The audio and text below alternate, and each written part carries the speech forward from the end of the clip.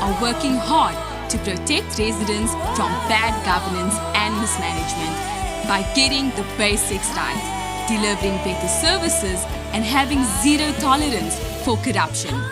This is the DA difference. The next broadcast will start shortly.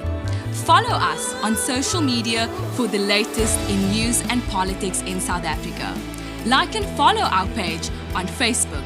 Follow us on TikTok, Instagram, and X. Subscribe to our YouTube channel and hit that notification bell so that you don't miss out on anything. Be part of the conversation. Tell us what you think in the comment section. And please, like and share our videos with your friends and family. The next broadcast will start shortly. If you care about South Africa and want to make a positive difference, then join the DA. Visit our website at da.org.za for more information. Find out who represents you in your ward and district. Who are the DA mayors working for you in your town or city, and which MPs represent you and your causes in Parliament. On our website, you can learn more about our latest campaigns and how you can get involved. Join the Democratic Alliance to rescue South Africa. Become an activist, become a councillor, become a member of Parliament if you care about South Africa. Please visit donate.da.org.za. Donate to a cause you believe in. Donate to make a difference. Welcome to a broadcast of the Democratic Alliance. Did you know the Democratic Alliance is the stable anchor of the Government of National Unity? DA ministers and DA deputy ministers are getting things done with a special focus on job creation and economic growth, driving down the cost of living and placing the needs of the people first. Join the mission to rescue South Africa. The next broadcast will start shortly. Did you know the best run municipalities in South Africa are all governed by the DA? DA mayors are working hard to protect residents from bad governance and mismanagement by getting the basics right, delivering better services, and having zero tolerance for corruption. This is the DA difference. The next broadcast will start shortly. Follow us on social media for the latest in news and politics in South Africa. Like and follow our page on Facebook. Follow us on TikTok, Instagram, and X. Subscribe to our YouTube channel and hit that notification bell so that you don't miss out on anything. Be part of the conversation. Tell us what you think in the comment section. And please, like and share our videos with your friends and family. The next broadcast will start shortly. If you care about South Africa and want to make a positive difference, then join the DA.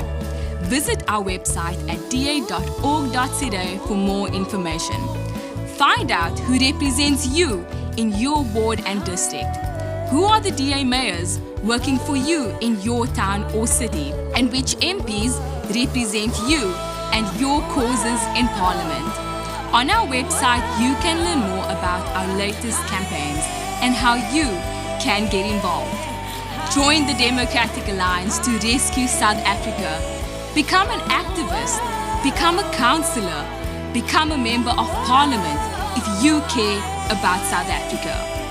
Please visit donate.da.org.za. Donate to a cause you believe in. Donate to make a difference. Let's rescue South Africa. Join the DA, because the DA gets things done.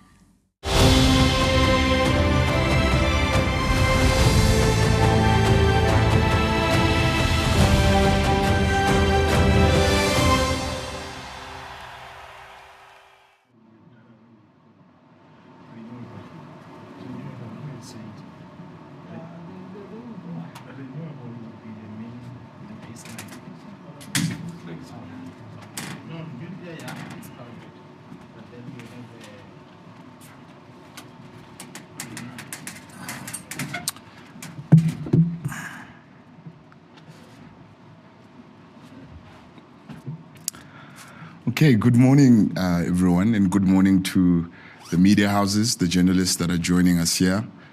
Good morning to South Africans that are joining us at home and watching this. My name is Louis Olompiti, and today the DA will be making a special announcement. Joining me for this particular announcement is Dr. Ivan Meyer, who is the DA federal chairperson of the party. I also have the DA head of policy, Matthew Cuthbert. Also with me is Alexandra Abrams, who is the spokesperson of social development in Parliament. We will be making this announcement off the cuff of years of South Africans facing disparities from this economy, South Africans facing the brunt of failure and corruption for the past 30 years. And we believe that today this announcement is a step in the right way to help South Africans in our country. I would like to ask Alexandra Abrams to give us an address and share their inputs on this announcement. Thank you very much.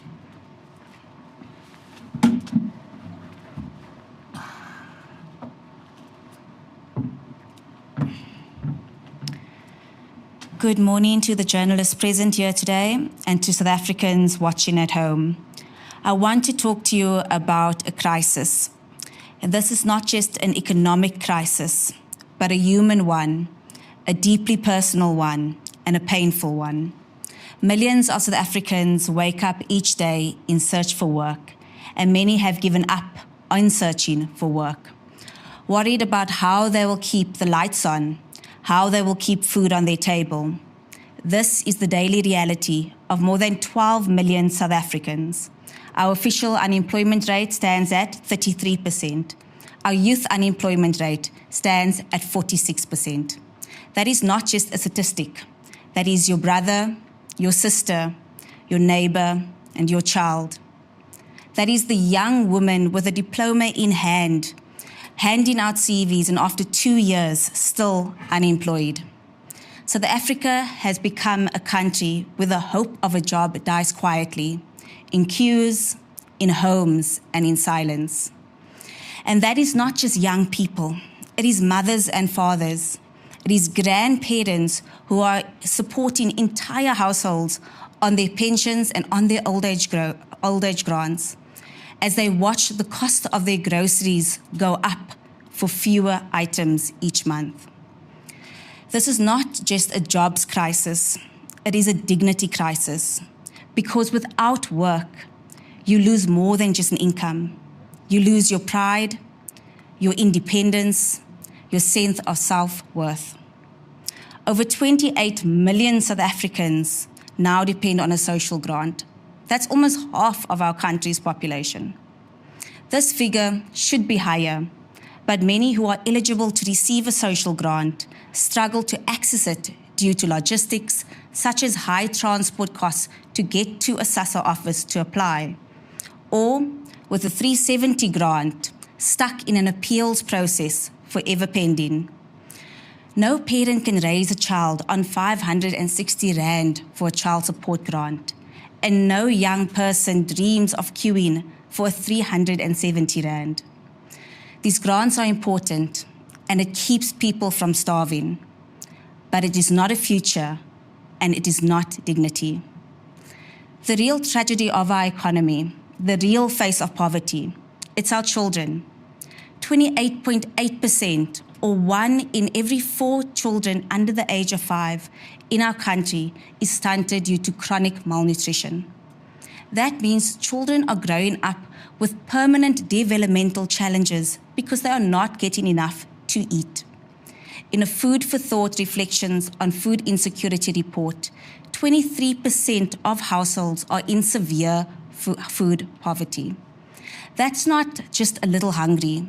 That's they do not know where their next meal is coming from. In just the first 4 months of this year, 4,759 children were admitted to public hospitals with moderate or severe acute malnutrition. In the past 18 months, 973 children under 5 years of age died with severe acute malnutrition as the underlying causes in our public facilities. This was revealed in the South African Human Rights Commission subpoena hearings earlier in September. In a country rich with resources, how do we allow children to go hungry, robbed of their potential? How did we allow 973 children to die without consequence?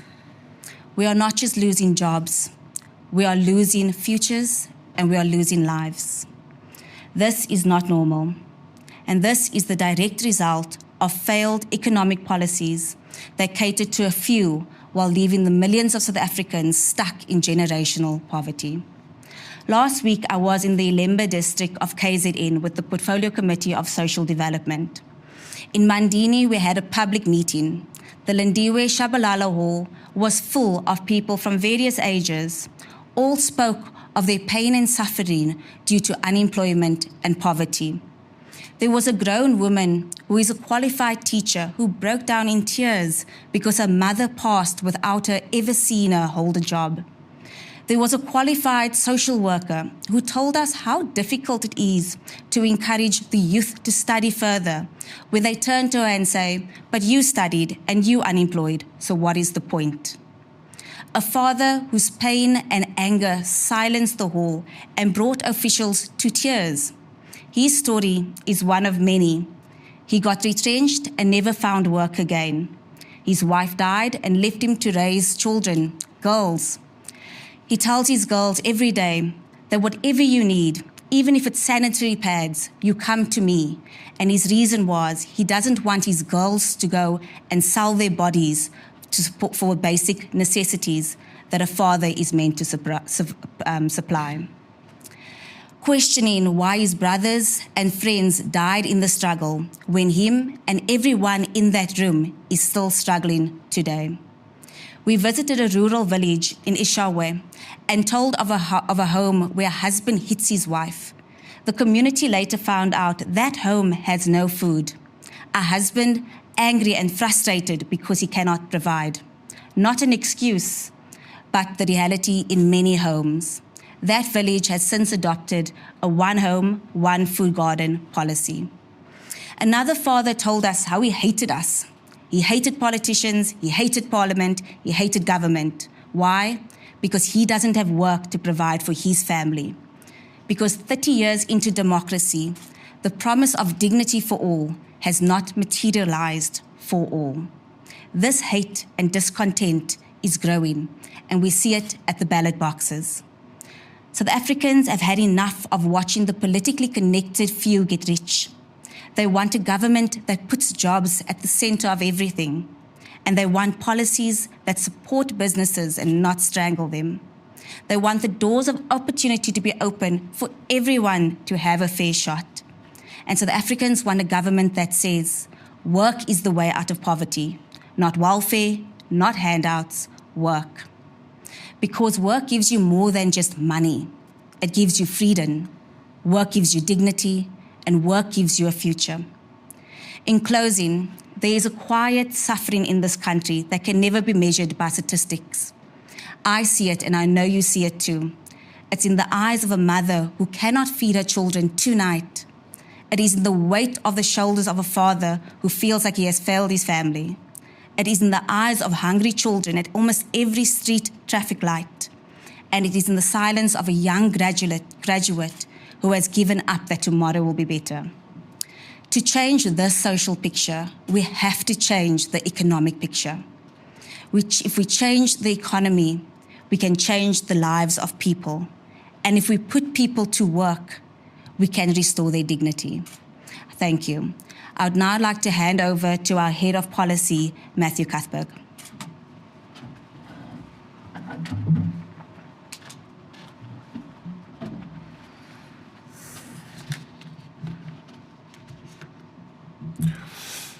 Good morning, South Africans, members of the media and colleagues. Since launching the Democratic Alliance's plan to turbocharge the economy 2 months ago, in which we highlighted key roadblocks to growth and job creation, we now present the Economic Inclusion for All Bill. This bill aims to replace years of ineffective ANC empowerment policies that have left the vast majority of South Africans unemployed, impoverished, and hopeless. Around 44 million of our citizens are stuck in poverty. 12 million are stranded in unemployment queues, and our country remains the most unequal place on earth. This is not the inclusive country we envisioned building when we lined up to vote on the 27th of April, 1994. Since the ANC's BEE policy was first introduced in 2003, conditions have significantly worsened for the people it claims to represent. The unemployment rate for Black South Africans was 36% in the last quarter of 2024, compared to 7% amongst white South Africans. From 2014 to 2024, the Black unemployment rate increased by 9 percentage points, while the white unemployment rate decreased by 1%. According to the March 2025 Household Affordability Index, approximately 64% of Black South Africans are living below the upper bound poverty line of 1,634 Rand per person per month. This means that nearly 30 million Black South Africans are trapped in poverty out of a total population of 52 million. Instead of redressing the injustices of the past, this policy has created a feeding trough for ANC cadres who have benefited at the expense of the poor and the vulnerable. According to Professor William Gumede of the Wits School of Governance, conservatively 1 trillion Rand has been moved between under 100 people since 1994. The same people have been empowered and re-empowered over and over again. He also stated that South Africa's BEE model has created a model of corruption because people set up companies just to get a contract. Perhaps the most notorious example of this disastrous policy is the 54 billion Rand locomotive procurement scandal, which was investigated by the Zondo Commission into state capture, which revealed just the extent of how political connections enable widespread corruption and looting. In this particular case, Transnet unlawfully inflated the price of a 2014 contract to procure 1,064 locomotives from 39 billion Rand to 54 billion Rand in order to favor Chinese suppliers and channel over 6 billion Rand in kickbacks to Gupta-linked companies under the pretense of transformation. The BEE model has become a key driver of corruption within our society. We have witnessed this in the wide-scale looting of approximately 2 billion Rand from Tembisa Hospital and the murder of Ekurhuleni Metropolitan Municipality's chief auditor, Mpho Mafole, after submitting a scathing report relating to 1.8 billion Rand in chemical toilet tenders. This clearly demonstrates how successive ANC administrations have failed to address the root causes of inequality by implementing crude race-based procurement policies to benefit themselves at the expense of the people. The DA is firmly committed to redressing the injustices of the past by removing all barriers to accessing economic opportunities and delivering real empowerment for all South Africans.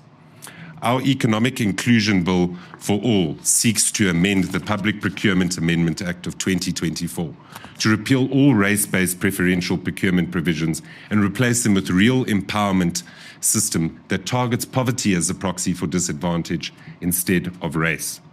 This bill aims to create a public procurement system that encourages genuine economic empowerment by offering incentives for tangible developmental outcomes such as job creation, poverty reduction, skills enhancement, and environmentally sustainable practices. We aim to reform South Africa's public procurement framework by aligning it with Section 217 of the Constitution, which governs public procurement. And this requires that all state organs must contract for goods and services in a system that is fair, in a system that is equitable, transparent, competitive, and cost-effective. Our alternative model aligns with the 17 United Nations Sustainable Development Goals, which serve as a universal call to action for government, business, and civil society to end poverty, address inequality, and create a pathway towards sustainable economic growth by 2030. The bill removes provisions for set-asides, pre-qualification criteria, subcontracting conditions, and local content designations. and replacing these measures with an outcomes-driven system centered on inclusive development and value-for-money procurement. Furthermore, the transitional measures in the bill include the winding down of the BEE Commission over 12 months and the systematic removal of references to BEE across legislation. To give effect to this change, the bill empowers the Minister of Trade, Industry and Competition to develop a simplified preference point system based on suppliers' demonstrated contributions to inclusive development and social impact. The DA's alternative scorecard comprises 3 components. Firstly, value for money. Secondly, economic inclusion. And thirdly, disqualification criteria. The value for money component assesses cost effectiveness, technical capacity, and the reliability of bidders, which accounts for 80%. The economic inclusion component assesses bidders' demonstrable contributions to the SDGs across 5 key categories, such as human development, economic empowerment, environmental sustainability, inclusive communities, and a mixed impact option, which accounts for 20%. The disqualification criteria excludes bidders if there is a proven record of fraud, corruption, or misrepresentation. Instead of granting nominal ownership of foreign and local businesses to ANC cadres, the DA's alternative aims to empower all South Africans who lack access to economic opportunities by focusing on the following: human development activities such as feeding schemes, scholarships, and early childhood development; economic empowerment activities, including local hiring, small business development, and women's empowerment initiatives; environmental sustainability projects such as renewable energy, recycling, and reforestation investments; and lastly, inclusive community and governance initiatives like legal aid centers, urban greening, and NGO partnerships. I want to tell you today that the DA's approach to empowerment fundamentally differs from that of the ANC. While the ANC's policy is exclusive to cadres, the DA's policy demands no political connections. Under the ANC, race is the sole criterion, whereas the DA emphasizes needs-based empowerment. The ANC encourages fronting culture, while the DA promotes social impact and value for money in procurement. And while the ANC continues to exclude small businesses, the DA considers small businesses vital partners in the fight against unemployment. So while the ANC is preoccupied with increasing red tape and compliance, the DA seeks to reduce red tape, boost social investment, and foster economic growth. Despite growing evidence of BEE's failures, the ANC continues to defend it because of their vested interests.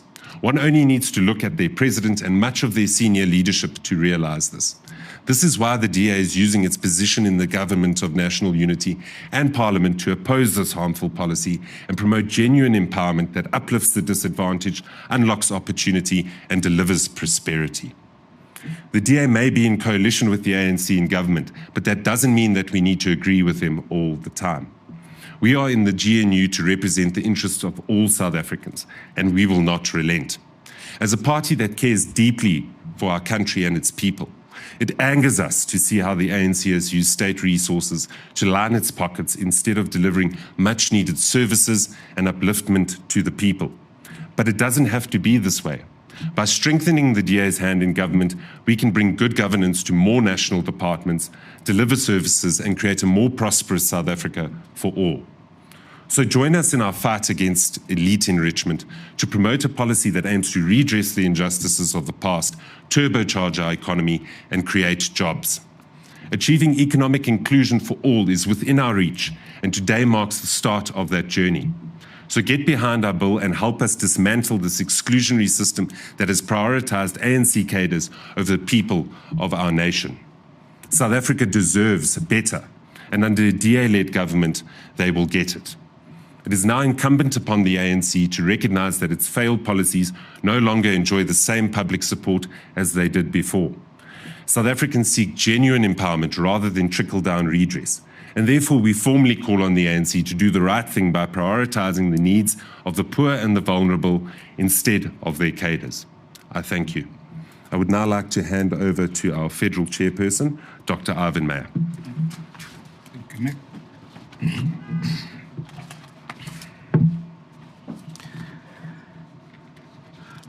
Good morning, South Africa, and thank you for joining us here at this very important and very historic press conference, because for us, as Matt Cuthbert has outlined today, this policy is not just only a policy choice. This is South Africa's chance for economic justice, real empowerment, and a shared prosperity. For us, it is important that we also today remind people that for the last 30 years, we have listened to the State of the Nation address. And for the last 30 years, we are tired of listening to the triple challenges of poverty, because under the ANC, poverty has increased due to corruption, cadre deployment, and as Matt Cuthbert has mentioned, political connections. BEE is nothing but state-sponsored corruption, fraud, theft by cadres who are politically connected. BEE makes people poorer, and we have the evidence of that. We've also seen what BEE has just recently done within the Tembisa Hospital, the Praza tender case, and also live now on television happening in front of us at this South African Police Committee of Inquiry and Commission of Inquiry. We know for the last 30 years we have seen that BEE has made ordinary South Africans poor, and as my colleagues have indicated, it is a painful experience to see people not being able to get a job where it is possible to get a job with the right policies. But we all know that corruption by the state never happens by accident.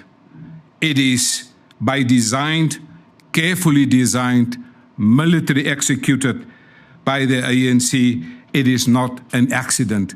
BEE is state-sponsored corruption, and it's not an accident. It is designed to enrich a few politically connected people. We also know that annually the supply chain management of public procurement by government is in the region of 1 trillion rand a day. We also know that public procurement happens every single day in South Africa. We also know that BEE through the public procurement happens every single day. So it is fair to say that public corruption through BEE in the Public Procurement Act happens every day in South Africa, and people are suffering, and we're at enough. But people are also tired of hearing about BEE. They are asking, what is your alternative? They know BEE is state-sponsored corruption, theft, and fraud. They are asking us, what is your alternative for real empowerment, mass-based empowerment, and not small elite? They are looking for an alternative, and today we are presenting that alternative. This is what Matt Cuthbert has just simply done through this new public procurement inclusive bill, because we know BEE exclude the majority of people in South Africa. And so today we are proposing major policy reforms to replace, in fact, to end BEE, because we believe real empowerment happens through structural reform of the economy, and this bill is part of our proposals for structural reform, because it deals with real reform of putting first economic growth that will lead to jobs. Because we know and we have evidence that BEE kills jobs. So this is economic reform that will grow the economy and create more jobs.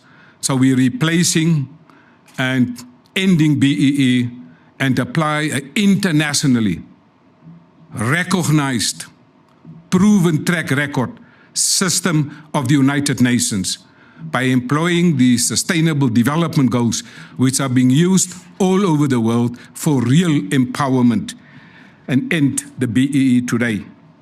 Today we submit economic policy proposals really to grow the economy and end this ideological madness of BEE. We today believe that we must show real signs of caring for South Africans who cannot find a job. That caring is important for us in terms of this bill, because this bill is inclusive, not exclusive, because we care for the people of South Africa. We cannot simply have an ideological debate for the last 30 years about BEE. The universal consensus in South Africa is that we must have practical or pragmatic proposals. And today we have tabled pragmatic proposals to build an inclusive economy not based on race. And so for us, we fully understand Section 217 of the Constitution, which Matt Cuthbert has eloquently read, and I want to consult the Constitution again. It says, when an organ of state in a national, provincial, or local sphere of government or any other institution identified in national legislation contracts for goods and services, it must do so in accordance with a system that is equitable, that is transparent, that is competitive, and that is cost-effective. Our proposals are in line with the provisions of the Constitution.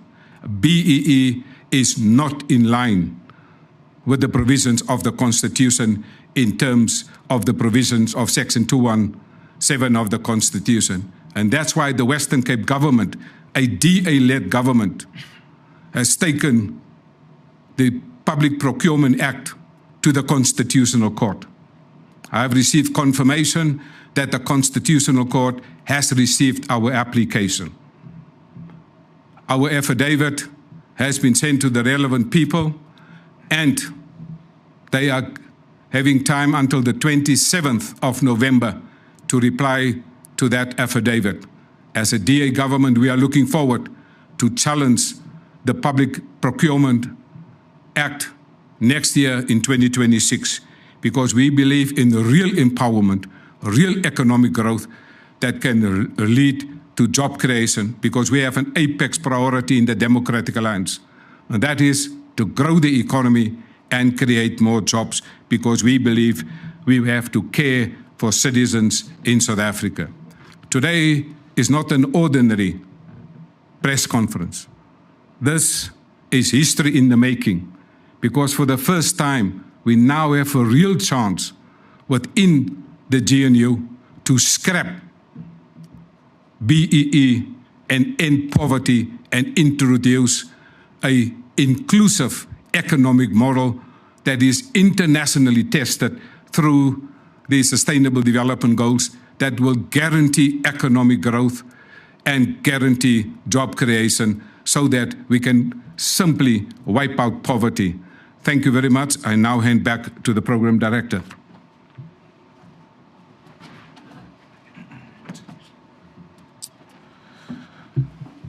Thank you very much, Dr. Mayor, and to colleagues, Matthew Cuthbert, as well as Alexandra Abrams. Colleagues, we are going to request, if there are a round of a Q&A for our panelists or our guests who are with me here on stage. So may I just ask that we start off with 3 questions for the first round, and one, indicate who the question is being directed to, and secondly, to indicate where we are, which media house we are also from, so that we can give that opportunity, and then we'll take it from there. So we'll start with the first 3 hands. Usamkelo, Putmoloto, and then Usisipa. So the first 3, and then we'll hand over to the responses. Thank you very much. Samkele Masego from the SABC. My question is directed to the head of policy, Matt Cuthbert. The economic inclusion bill, it speaks nothing about ownership, management control, and equity participation, because those are what actually speaks to the structural reforms, where we've seen a large number of South Africans whom were economically deprived in the past still are not properly and equitably represented within the ownership patterns of the economy of the country, and also the management roles, particularly if you look at the financial sector of the country, which is still largely white Afrikaner male dominated. Thank you. Thank you. Muluko Moloto from ENC. From what I'm hearing you to be saying, it seems the sore point here, particularly in the implementation of BBBEE, is corruption. Do you think if you were to remove corruption out of BBBEE, there's anything positive out of it? I mean, your critics are going to say there has been an increase in the black middle class, and that could be a positive from their point of view. I also want to understand, what do you mean, expand there, when you say BEE is killing jobs? And lastly, I mean, as much as you are introducing this bill, already you know your largest partner in the Government of National Unity, the African National Congress, is not going to vote in support of this. What's the point of introducing a legislation which you know already that in terms of the numbers voting in the plenary, it's not going to be supported? Thank you. The last hand. Good morning. My name is Thando Maeko, and I am from the Business Day.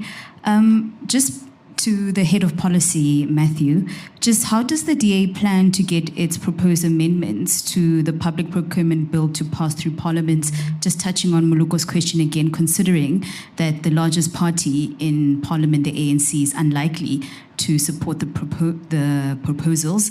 Secondly, and because the Act is being challenged in court by the Western Cape government and other civil society organizations, is this proposal not putting the cart before the horse? Because should you not wait for the court processes to unfold before these proposals? Thanks. Thank you very much. I'll hand over to Matt. Thank you. You know, it's not a DA press conference unless we have some Kelo and Moloto asking very easy questions, of which we greatly appreciate. But nonetheless, thank you very much for the questions, and I endeavor to give you the best answers that I can. And if you want to do a follow-up afterwards, then we are more than happy to do that. So if we specifically look at ownership controls and the way in which this has functioned, and particularly since the advent of BEE, because we must understand the genesis of BEE was in essence big bite business looking for political entrepreneurs within the ANC in order to maintain the status quo. And this is largely why we find so many South Africans locked out of opportunity. So simply, you know, shuffling the deck chairs on the Titanic by trying to give over shares or give over ownership to a company when it is in essence been used as a method for fronting doesn't actually filter down in the way in which the ANC purports it to do. This is why we sit with a black unemployment rate that is significantly higher than other population groups. We sit with a poverty rate that is significantly higher than other population groups. And there's also a disparity within black South Africans in terms of inequality, and the inequality between those in the lower rungs of the LSM versus those in the top of the LSM. So therefore, this model has failed by simply trying to buy out political entrepreneurs instead of getting real development and economic inclusion on the ground. And if you go through the document itself, you will see that there are a wide range of measures to bring small businesses into the value chain, to make sure that they have the necessary infrastructure and the necessary support so that they are able to expand their businesses and not just simply be employees. And that's fundamentally what we need to do in order to be able to create a more just and a more equal South Africa, is to get more people into economic opportunity and allow them to climb up the ladder of social mobility so that they can also live lives of their choosing and lives of meaning. And that's what I think fundamentally differs. Maybe to add further to that, if we look at the equity equivalent, right, which still uses race as its metric, it focuses on several of the initiatives which we have in fact included in the Economic Inclusion for All Bill scorecard. card. And I think that those are real tangible ways that communities can feel the impact of the businesses in which they operate or that operate within their communities, as opposed to just nominally putting somebody up on a board and saying, well, I've contributed towards transformation. We've seen time and time again in examples of ANC politicians who have benefited by being awarded shares or by being awarded ownership control of a particular business, and it's never ever filtered down. And that's fundamentally where we find there to be a specific issue. And onto Moloto's point regarding, removing the corruption from BE, I'm going to go back to my answer to Samkelo. The whole system was designed as a stitch-up. It was literally a group of big white businessmen sitting in a room with ANC political entrepreneurs. There's many accounts of this that are available on public record, where they set up the system because it was an easy way for them to subvert the exchange controls process and at the same time try and maintain the status quo for big business by simply buying out politicians. It wasn't included in the Freedom Charter. It wasn't included in any other ANC documentation prior to its implementation. This was a creation of big white business itself. And somehow the ANC have very effectively over the years been able to, shall we say, co-opt this into a narrative that they are serious about redressing the injustices of the past. And I think that that's a critical point that we often miss. If we look at the general state of the economy, and we look particularly, during the late 90s up until most probably the end of the 2000s, all of the structural factors were in place in order for us to be able to make sure that black South Africans alongside other South Africans were able to have running water, electricity, a competitive economy, access to quality education, which naturally allowed them to climb up the ladder and to be able to exercise their skills and develop a life for themselves in which they were able to put food on the table, able to progress up the corporate ranks, and ultimately not be held back by all of the structural factors that apartheid had put in place. So I don't think that we must look at these things in isolation, because there are a number of factors. I mean, the economy was growing at 5% at the time because of prudent economic policy, and we must not ascribe the success of the black middle class necessarily to BE, because there's a number of other economic factors that are at play. Then, in terms of BEE killing jobs, if we look at the way in which BEE is implemented, in essence, as a company wants to come and invest in South Africa, it's a tax on arrival. In a country where we have gross fixed capital formation, which is the rate of investment that we plow in towards the economy, we hover below 15%, and this has been the case for the past 10 or so years. We should be closer towards 30 to 35% if we really want to get the economy growing north of 3%. And businesses time and time again have cited the restrictive BEE regulations and the fact that businesses are expected to transfer ownership on arrival in the country, which have made it difficult for businesses to want to invest, for them to be able to expand their businesses, and ultimately to be able to employ more South Africans. And I think that that's why it is a critical roadblock in allowing the South African economy to grow. We also know that there's a World Bank study which was produced approximately 2 or 3 years ago that shows that the BEE provisions in the original Public Procurement Act accounted for losses of approximately 70 to 80 billion rand because there was overinflation on tenders. You were paying 10,000 rand, and I use this hypothetically, for skinny jeans, as opposed to making sure that you focus on procuring PPE equipment. And these are the kind of guilt-driven and selfish decisions that were taken by tenderpreneurs, which ultimately impacted on the most poor and vulnerable in our society. And I think it's always important that we remind ourselves of this. Then we get to the political element, and I think this ties in with Moloto's question as well as Tando's question. So our call today is to tell the ANC and put them on terms that public opinion has shifted significantly when it comes to BEE policy. We look at publicly available polling, whether that be the Ipsos poll that was conducted by News 24, or we look at IRR polling and a number of other polling houses that have put out people's attitudes towards BEE, and they see it as an opportunity for corruption. They see it as something that locks them out of the economy, that creates unfair access for those who have political connections. And I don't think that the ANC are fully aware or fully want to recognize exactly how much public opinion has changed. So it's in their own interest, in their own electoral fortune's interest, that they get behind our bill and that they support us. We need reform in this space. If we are actively putting in place transformation policies that are not uplifting the people that they purport to uplift, we are strangling our economy from growing, then we've got to say to ourselves, well, we can't keep on doing the same thing over and over again and expecting a different result. And I think most importantly, it's about shifting the conversation within Parliament, it's about shifting the conversation within the government of national unity. It is not a stationary thing, the government of national unity. It's a constant site for political contestation, for policy contestation, and for us to make sure that we are able to influence the policy agenda within their country. There's some members within the ANC, members like Kusela Diko, who responded to one of my statements I put out last week, who thinks that the ANC has the monopoly on power and the monopoly on truth on policy ideas in the GNU. And it doesn't work that way. The DA is not going to stand back and simply lap up what the ANC gives us. We're going to take the fight to them, whether that be in cabinet, whether that be in parliament, in order for us to shift the needle so we can get the economy to grow and we can get people into jobs. We cannot continue on the vein that we are. In terms of Tando's last question regarding are we putting the cart before the horse? So specifically in the Western Cape and the legal challenge which is before the Constitutional Court, it is predominantly on procedural grounds. And it focuses on the public participation process that was not fully catered for to allow other spheres of government to be able to give input. Our proposal today talks about a total overhaul of the system in itself. And basically what we are doing, we are saying to the ANC, well, you know what, here is our homework sheet. This is what we think would work as a sustainable alternative, and this is what we think that you can put into government regulation in order to be able to make this a policy that includes all South Africans. It would be remiss of us to come here and say, well, we must just scrap BE, we must just get over BE, but there's nothing to replace it. And that's why we've put a lot of time, our team in the policy unit, as well as our colleagues within the party, to make sure that we put together something that is real, something that is evidence-based, and something that we believe has the merits in order to be able to work. It's not about simply scrapping BE. It's about saying, what can we do to replace this with a system that provides for genuine empowerment? And I think that that's something that we've managed to achieve in this document. Thank you. No, I'm quite happy you answered it. Thank you very much. So we'll take the next three questions.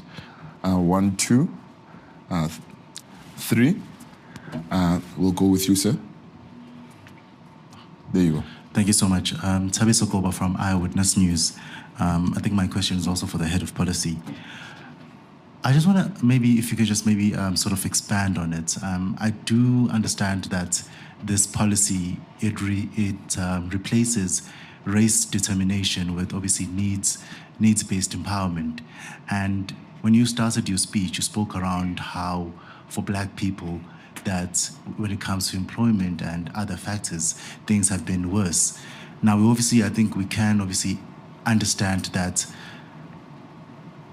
the reason for BE is obviously to redress the past, and our past was race-based past in terms of that Black people were subjugated under apartheid.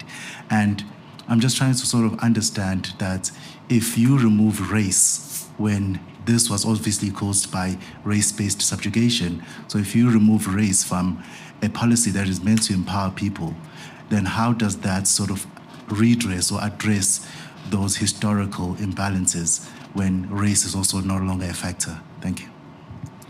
Thank you. Hello, I'm Nellie Payton from Reuters. I have two questions, and this can be for any of the party officials. The first one is, do you think that anyone outside of the DA will support this bill, and have you talked to any other parties about it?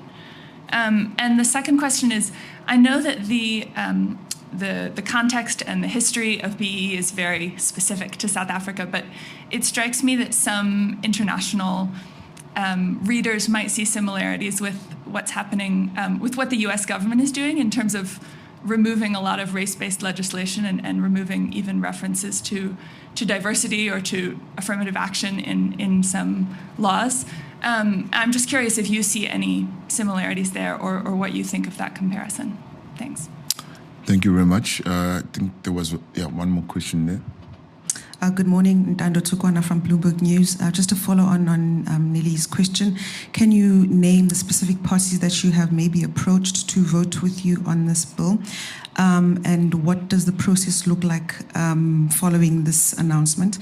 And the other one, before this very moment, have you engaged the ANC, your biggest partner in the coalition, about this specific announcement, and what has been the initial response by them, if you have responded to them? If you have not engaged them, why have you not? Thanks very much.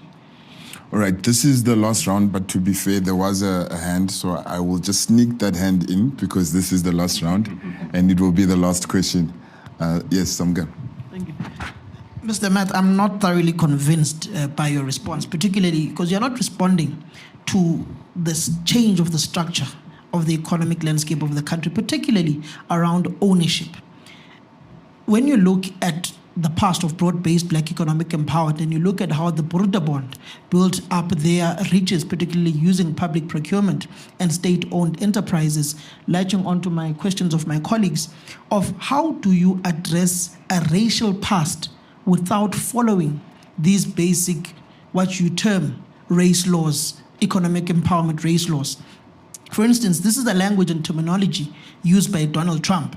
Is your economic policy influenced by the shift in geopolitical sense of the emergence of right-wing leaders whom are not for the greater good of empowerment of those who've been disenfranchised in the past? Thank you.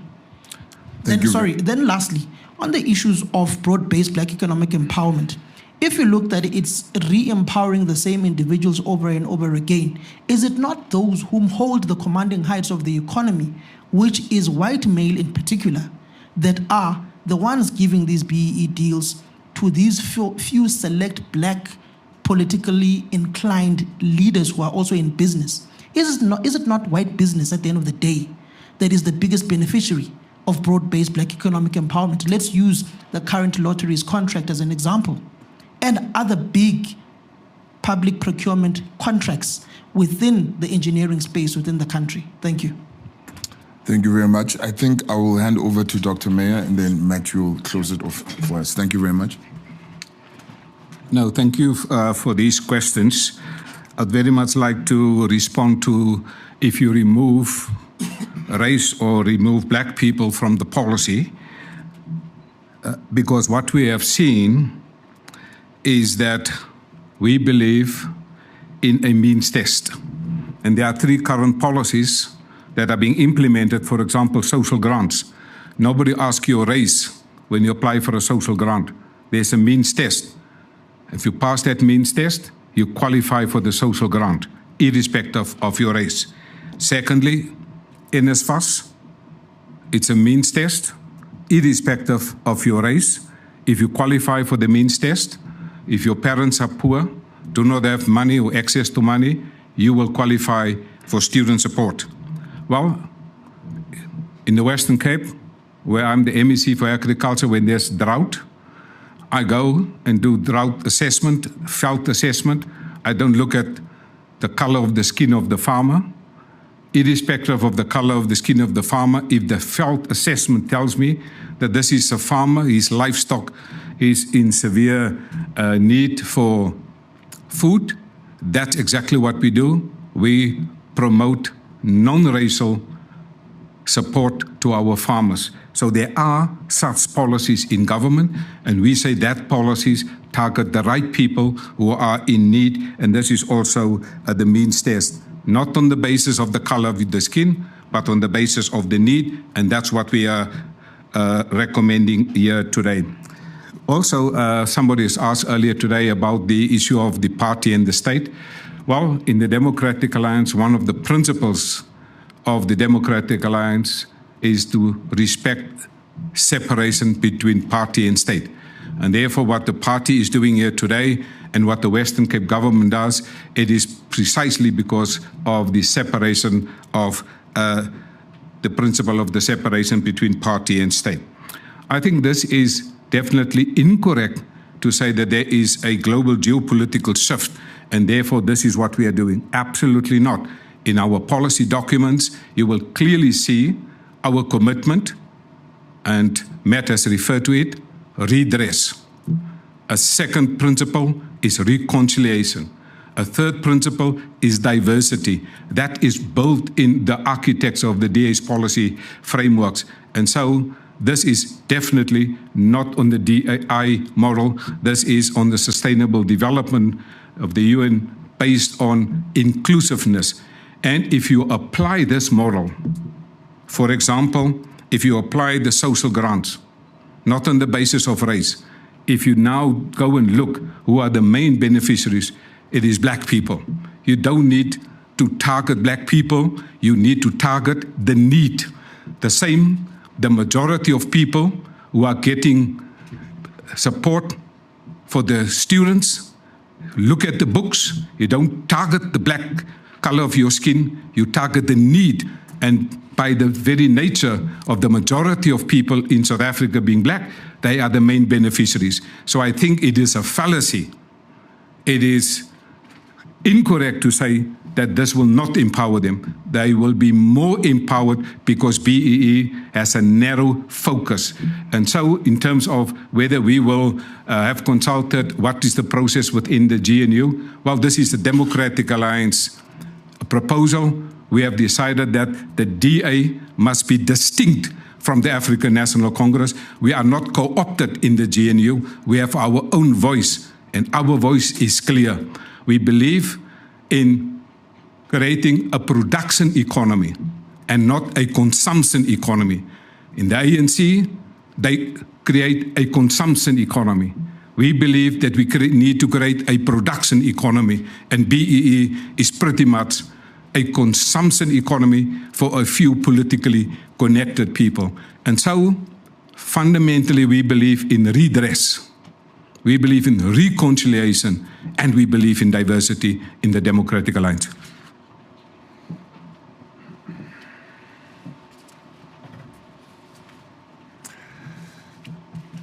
Thanks very much for the second round of questions. I think that Dr. Meyer has touched on several of them, so I'll add some light touches there afterwards. I think also just to be categoric, we are a centrist party. I wouldn't consider President Trump's Republican Party to be a centrist party. And as Dr. Meyer said, we have a number of key principles and values such as non-racialism, diversity, redress, which we are firmly committed to as a party. It's why we are the most diverse party in South Africa.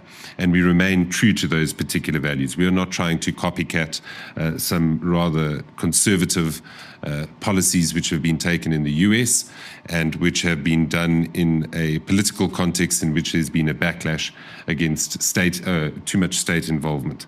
And I think it's important never to think that the Democratic Alliance is synonymous with the Republican Party. We are not.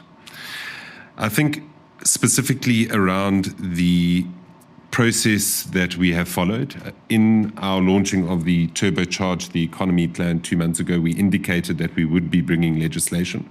So I think the ANC are well versed that this is coming. We've not had any one-to-one engagements.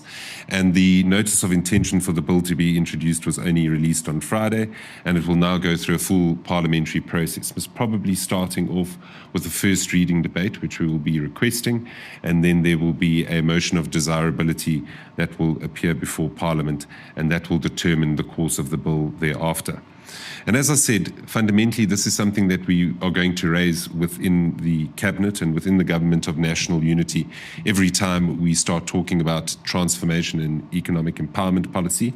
And it's not something that is simply going to evaporate into the ether once we've launched this bill. This is something we believe is a policy change that needs to take place, and we will continue advocating for the position that we've put before you today and making sure that we can start shifting the needle. I think also what's quite important and has been a notable change following President Ramaphosa as well as Minister Steenhuisen's engagement in the US was the policy directive that came from Minister Solly Malatsi regarding equity equivalence, right, which also doesn't have an ownership element to it. Just to point that out, Samkelo, is that there is definitely some realization, I think, even within the ANC itself, that the way in which transformation policy has been implemented in this country over the last 20 or so years has failed to attract the kind of investment into the key sectors that we need in order to be able to grow the economy and create jobs. And I think it's about just making sure that we force that door open and that we make sure that this is a critical policy issue that is on the table in order to ensure that we are changing things for the better rather than just maintaining the status quo. And it'll be interesting to see whether or not we get a tweet from the Secretary General of the ANC, Fikile Mbalula. I'm sure once you've put something onto Twitter later on today, then we should see some sort of response, because it seems as if they're the only people who are out there willing to defend their own policy these days. And I think there was a funny remark that was made several months ago where they said, well, why aren't business and why aren't beneficiaries of BEE coming out to support BEE in the way in which they did in the past? And I think that just shows you how much credibility this particular policy proposal lacks. So it's important that we continue the fight, and we look forward to the ANC's response, and we hope that they welcome it and that they want to have a conversation with us around this, because ultimately we are both here to serve South Africans. It's important that we put South Africans first, ahead of our own narrow political parties' interests. And fundamentally, the last message which I would like to share today is that this is not a case of us trying to repeat apartheid or trying to do what was done under the apartheid government led by the National Party and the Broederbond. Fundamentally, we are talking about an inclusive South Africa. In inclusive South Africa, where regardless of the circumstances of your birth, you have the same level of opportunity. Whether you live in Sandton, whether you live in Alexandria, you should be able to get the access to proper schooling. You should get proper access to healthcare. You must ensure that you are also able to live a life of meaning, and that the circumstances of your birth don't trap you in poverty and unemployment. And this is the key message that we are getting out to South Africans today, is that the DA is the only party that is for all, and we are the only party that wants to make sure that we have an inclusive economy that creates jobs, generates growth, and allows each and every South African in this country to live a prosperous life. I thank you. Thank you very much. I would like to thank everybody's presence for joining us here today. I think today is it's a landmark day for us as a party, and we're very grateful that we're able to share this with South Africans, because we do believe that if indeed BEE was working for South Africans, we would not, in fact, be dealing with the economic challenges that we have in this country and the joblessness that South Africans continue to face. So we have to try something new. We have to look at new ways to help South Africans. And I think the policy that is being put forth here is for South Africans and to better the lives of South Africans. With that, I'd like to thank all the media houses who have joined us, and thank South Africans at home who have stayed with us during this particular press briefing. Thank you very much. We are concluded. Thank you. Thank you very much.